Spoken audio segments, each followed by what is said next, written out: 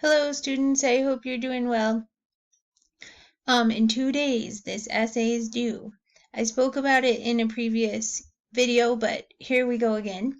And I just want you to focus on the fact that this is due in 2 days, and only one person has submitted it. So I assume that you still need to have a conversation about this essay. So firstly, look at the top here and see how I got here, right? I went into the contents and I'm in module 2 and I'm in the assignments and I'm in the essay assignment and I'm reading the instructions.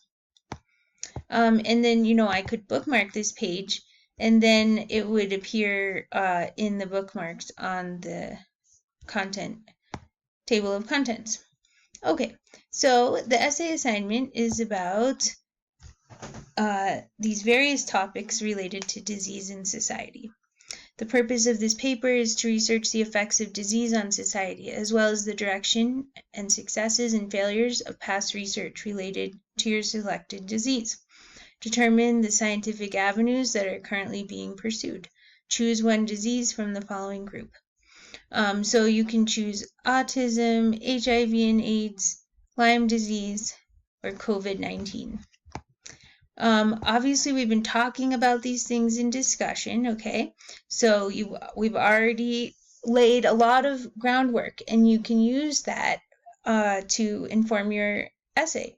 So we're going to determine the scientific avenues that are currently being pursued, and we're going to present these findings and describe how the disease you choose is currently impacting society. Your essay should be at least 2 pages, double-spaced, 12-point font, with a minimum of 3 references.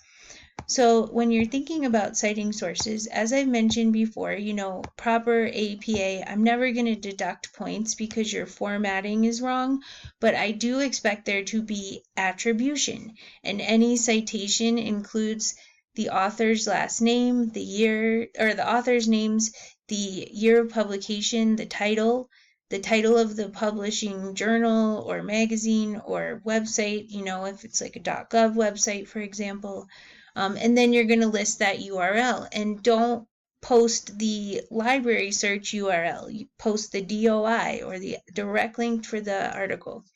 And when you're thinking about this citing sources, there are tons of sources already in the discussion. And so please review the discussion. You can probably pull some references from there that are already in citation format.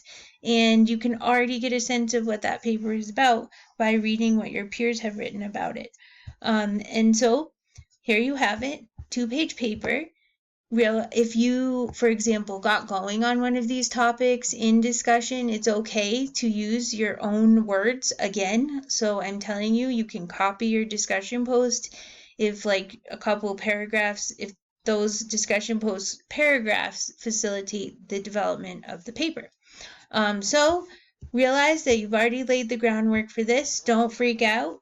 If you did not notice that there was an essay due, now you know, and before we say goodbye, let's look at this rubric. So if you go to the assignment, in the lower right corner, you can open the rubric. So let's take a look. So in this paper, right, 5 points of the total score are related to the content, that you demonstrate strong knowledge of the materials by correctly representing the knowledge from the readings and sources, and that you give a full and complete summary of the conclusions from the relevant studies, and that your essay is at least 2 pages long. And then in terms of critical thinking, this is 10 points of your score. We want to see that you provide a strong and adequate original thought, insight, and critical thinking towards the concepts, and that you have analyzed and synthesized the information effectively from sources on the topic. Now, 5 points, application of source material, right?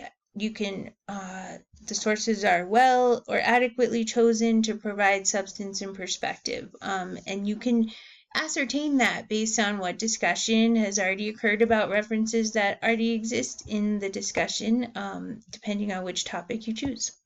And then finally, organization, 5 points that your paper is well organized with an introduction, body supporting arguments, and then a conclusion, right? So the first paragraph and the last paragraph should say more or less the same thing, and they should explain what is happening in the middle of the paper.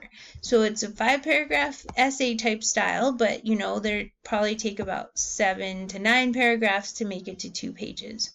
And then, of course, that you've applied all the accurate grammar and punctuation required for professional writing.